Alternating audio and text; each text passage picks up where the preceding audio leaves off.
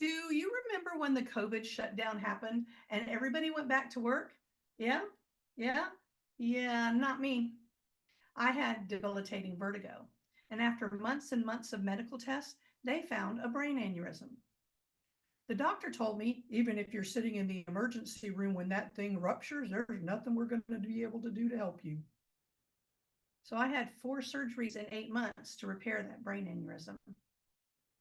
At my 6 month checkup, everything looked great. So they took me off the medicine.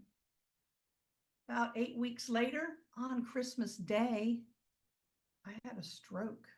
So the doctor put me back on the medicine. A few months after that, I started to feel better and regain my strength. So I wanted to go and do something that was part of my normal routine. So I had a routine mammogram. I mean, after all, what could go wrong? I've been doing this for more than 20 years. A week later, the call came in. It's breast cancer. After a few days of shock, I sat down with my husband and I told him, I can't do this. I'm not strong enough. And he said, okay, so what's plan B? I lost it. My life feels like I'm on an out of control roller coaster that I didn't want to get on to begin with. I've lost all control over everything. And then a little voice inside of me said, well, what do you have control over? I can control the way we tell our sons. I can control the people I tell because I trust them to be supportive. I can create a text chain that my husband can use after I get out of surgery.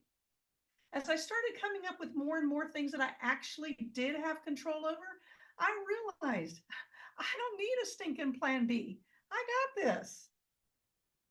What I think I knew, but evidently I needed to relearn that lesson anyway, is that we spend too much time trying to control things that we have no control over. It's exhausting, it's infuriating, and it's scary. I'm 3 years post aneurysm and 2 years cancer free, and I feel so blessed to be alive.